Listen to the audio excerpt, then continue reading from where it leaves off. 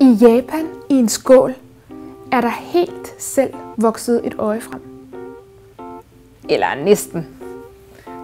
Ja, det var nogle forskere, som havde puttet nogle stamceller i sådan en petriskål her, og da de så vendte ryggen til, så fandt cellerne helt selv ud af at danne sig til et rigtigt øje.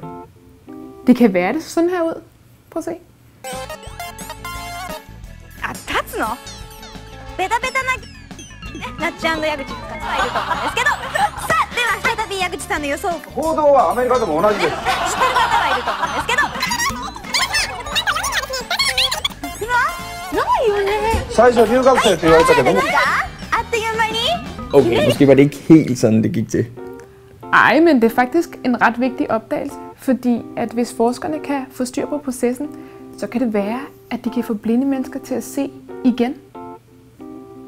Men hvad kan der så ske, hvis de ikke får styr på processen? Hvad mener du?